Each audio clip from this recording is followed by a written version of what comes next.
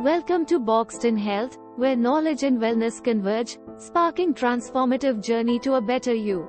Today we uncover the topic of ADHD, attention deficit hyperactivity disorder. ADHD, or attention deficit hyperactivity disorder, is a very common mental condition that affects many children. It's a chronic and challenging disorder that impacts various aspects of a person's life, such as their performance in school or at work, their relationships with others, and their everyday activities. If left untreated, it can lead to low self-esteem and difficulties in social situations, especially for children. For adults with ADHD, it often brings about feelings of inadequacy, heightened sensitivity to criticism, and a tendency to be overly self-critical, possibly due to a history of facing criticism. Usually, ADHD is first noticed in school-going children due to disruptions in class or struggles with school tasks. Boys are more frequently diagnosed with ADHD than girls, primarily because the symptoms manifest differently in them. Boys typically show hyperactivity and other noticeable behaviors, while girls may display inattentiveness. It's crucial to note that individuals with ADHD can achieve great success in life. However, when left unidentified and untreated, ADHD can result in serious consequences such as academic difficulties, strained family relationships, mental health issues like depression, challenges in forming and maintaining relationships, substance abuse, legal troubles, accidents, and problems at work. That's why early recognition and appropriate treatment play a crucial role. Many kids might find it hard to sit still, wait their turn, pay attention, or stay calm. It's pretty normal. However, in kids with ADHD, these difficulties go beyond what's usually expected for their age. They struggle more with being overly active, impulsive, disorganized, or having trouble focusing. These challenges make their daily life tougher and affect how they do at home, school, and in relationships. It's important to note that these behaviors aren't because they're being defiant or not understanding what's expected of them.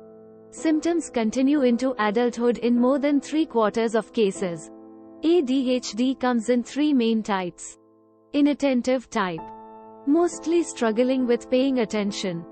Mostly dealing with hyperactivity and impulsivity. To diagnose ADHD, doctors look for persistent symptoms that have been present for a significant amount of time, usually noticed over the past 6 months. While you can get diagnosed with ADHD at any age, it typically starts during childhood.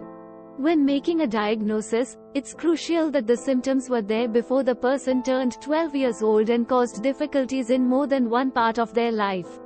For instance, these symptoms aren't just confined to home, they show up in different settings too. It's crucial to understand that there are many conditions that can look like ADHD, such as learning issues, mood problems, anxiety, substance use, head injuries, thyroid problems, or even certain medications like steroids. This is why a thorough psychiatric evaluation is really important. Unlike some other conditions, there aren't specific blood tests or regular scans that can definitively diagnose ADHD. Sometimes, to better understand the situation, a person might be sent for extra psychological evaluations, like tests that measure brain function, neuropsychological testing, or tests that help understand how they learn, psychoeducational testing. In some cases, they might even do computer-based tests to see how serious the symptoms are. Inattentive type. When we talk about inattentive in ADHD, we're referring to struggling with staying focused on tasks, being organized, and paying attention. To be diagnosed with this type of ADHD, a person needs to often experience 6, or 5 if they're 17 or older, of the following symptoms. Misses important details and tends to make small mistakes in school or work tasks. Finds it hard to concentrate during activities like lectures, conversations, or long readings. Appears to be mentally elsewhere and not fully tuned in when spoken to. Struggles to follow through on instructions and often leaves schoolwork, chores, or job tasks unfinished, starting but quickly losing focus. Faces difficulty organizing tasks and work, resulting in poor time management, messy work, and missed deadlines. Avoids tasks that require sustained mental effort, such as completing reports or forms.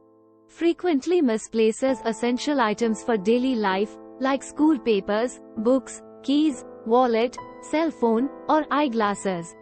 Gets easily distracted. Forgets routine tasks, such as doing chores or running errands.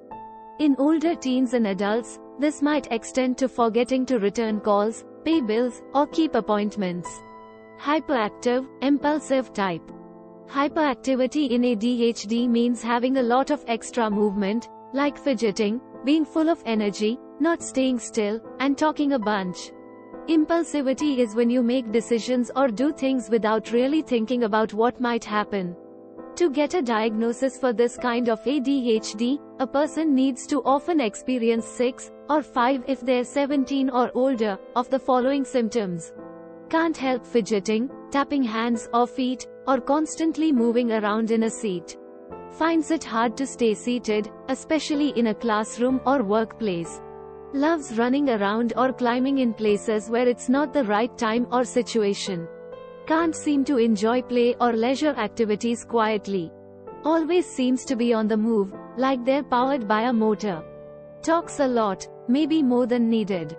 Blurts out answers without waiting for a question to finish, often finishing people's sentences or jumping into conversations without waiting. Struggles with waiting for their turn, like waiting in line. Tends to interrupt or interfere with what others are doing, such as cutting into conversations, games, or activities, or using other people's stuff without asking. For older teens and adults, this might mean taking over what others are doing.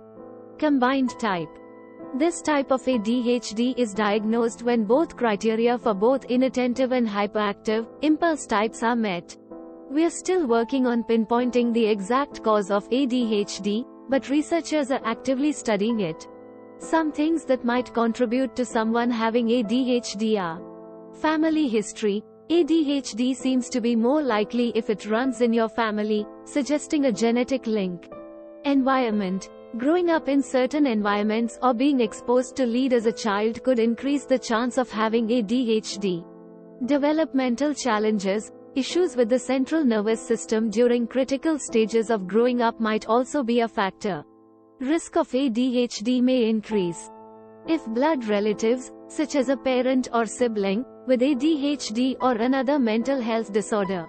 If mother smoked, drank alcohol or used drugs during pregnancy. Extreme stress during pregnancy. If exposed to environmental toxins, such as lead, found mainly in paint and pipes in older buildings. If born prematurely. The following factors are not known causes, but can make ADHD symptoms worse for some children. Watching too much television. Eating sugar. Family stress, poverty, family conflict. Traumatic experiences. Complications. ADHD can make life difficult for you. ADHD has been linked to poor school or work performance, unemployment, financial problems, trouble with the law, alcohol or other substance misuse, frequent car accidents or other accidents, unstable relationships, poor physical and mental health, poor self-image, suicide attempts, coexisting condition. Although ADHD itself doesn't directly trigger additional psychological or developmental issues, it's common for individuals with ADHD to also experience coexisting disorders, which can complicate the treatment process. These coexisting disorders encompass mood disorders. Many adults with ADHD also grapple with depression, bipolar disorder, or similar mood disorders. While ADHD isn't the direct cause of mood problems, the persistent challenges and disappointments stemming from ADHD can exacerbate depressive feelings. Anxiety disorders. Anxiety disorders frequently coexist with ADHD in adults, resulting in excessive worry, nervousness, and related symptoms. The challenges and setbacks posed by ADHD can further intensify anxiety levels.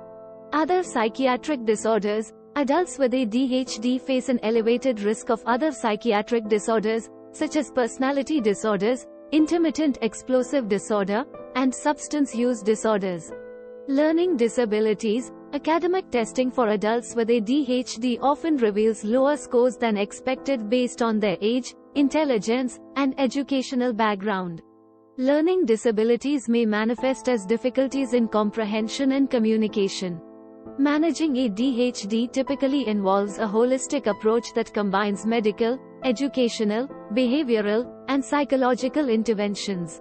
This comprehensive strategy, often termed multimodal, can vary based on the individual's age and may encompass training for parents, medication, skill development, counseling, behavioral therapy, support in an educational setting, education about ADHD.